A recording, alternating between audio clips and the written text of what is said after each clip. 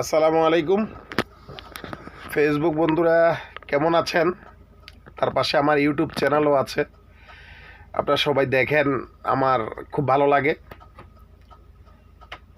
এই দেখেন, এমন একটা সময় আমরা অতিবাহিত করতেছি বাংলাদেশে বলার বাইরে। আমি বাংলাদেশ এবং ইন্ডিয়া মৈত্রী এক্সপ্রেস চালাইছি, আমি জানি আমাদের দেশে ইন্ডিয়ার মতো হয়ে গেছে ভাই।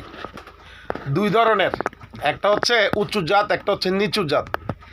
ইন্ডিয়াতে উঁচু জাতের মানুষ যেখানে বৈশা চা পানি খায়, ওই জায়গায় নিচু জাতের মানুষকে যাইতে দেয় না। নিচু জাতের মানুষ ওখানে খাইতে পারে না, ওই গ্লাস ওই কাপে খাইতে পারে না।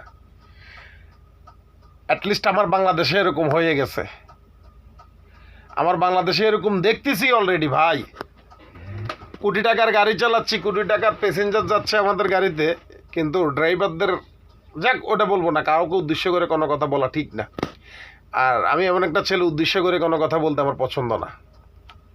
তবে এতটুকু বলি, বাংলাদেশে এখনও আমি দেখতেছি একটা ছেলে একটা মেয়ের কেরিয়ার না থাকলেও মেয়েটাকে বিয়ে করে, কিন্তু কোনো মেয়ে ছেলের কেরিয়ার নাই, ছেলের টাকা পয়সা নাই, ছেলের ভবিষ্যৎ নাই, কিন্তু ছেলের স্মার্ট সুদর্শন, ওই ছেলেকে বিয়ে করে না কোনো মেয়ে। কোনো ভালো একটা পজিশনের মেয়ে, পজিশন ভালো, ভালো চাকরি করে, ভালো ডাক্তার, ভালো ইঞ্জিনিয়ার, কিন্তু একজন বেকার ছেলেকে কখনো বিয়ে করে না।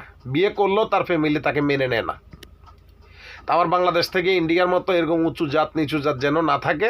আর ইন্ডিয়াকে কটাক্ষ করেও কথা বলতেছি না, আপনারা মাইন্ড করবেন না, কারণ আমার বাংলাদেশে এখনও উঁচু জাত নিচু জাতের মানে তফাৎ হয়ে গেছে।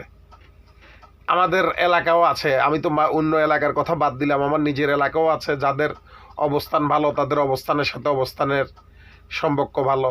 যাদের অবস্থান আমার মতো এরকম ছোটোখাটো, এই ছোটোখাটোদের সাথে সম্পর্ক নাই, ছোটোখাটোরা বড়দের পিছে পিছে ঘুরে, এটাই নিয়ম। তো টাকা পয়সা বেশি হলেও আমি মনে করি এই পিছনে মানুষগুলোকে খেয়াল রাখা ভালো।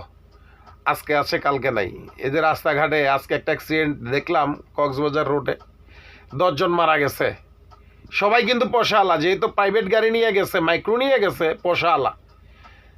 তো বলতেছি আল্লাহকে ভয় করেন, এই নিচু জাত উঁচু জাত পার্থক্য করবেন না। সবাই ভালো থাকবেন, সুস্থ থাকবেন। ওকে, আসসালামু আলাইকুম রহমতুল্লাহ।